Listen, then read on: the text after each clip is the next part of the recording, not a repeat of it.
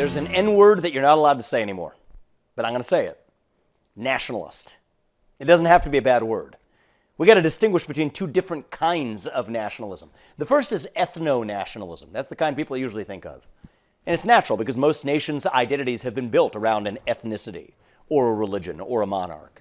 And in that case, the track record of history hasn't been great for what that type of nationalism produces, either for a country or for its neighbors.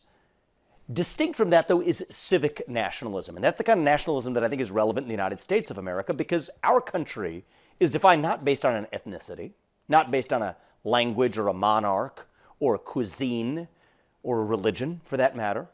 Our country is defined on the basis of a civic set of ideals that brought together a divided polyglot and, yes, religiously diverse group of people 250 years ago. And so I don't think that that's the kind of nationalism we need to run from.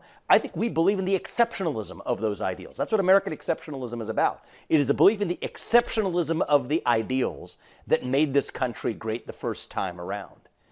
And I think we're reaching an interesting fork in the road for the future of our conservative movement. You can leave behind the neocon, interventionist, surveillance state past of the conservative movement. But let's talk about where we're headed. The pro-nationalist, positive nationalist vision for the future. I think there are some interesting divides that haven't yet been smoked out between, say, a libertarian nationalist movement that I particularly find appealing for the future of our country, believing in the libertarian ideals of freedom from a government that we elect, not an unelected class of bureaucrats.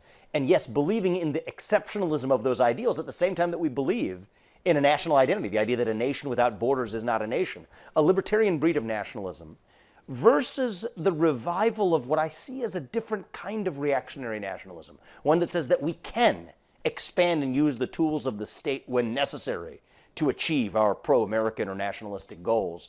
And yes, one that does believe that there is some element of ethnic heritage that defines what it means to be an American. I'm sympathetic to that view, though I disagree with it. And that's why on today's podcast, I wanted to bring on somebody who's a fellow conservative, a fellow nationalist, though she frames it in forms of citizenship, and somebody who actually believes in the ideals of this country, but on whom I think we still have some disagreements about the role that ethnicity plays in grounding the identity of the United States of America. Somebody I've been curious about, following, haven't met in person yet, but we're going to bring her on the podcast today. That's Coulter.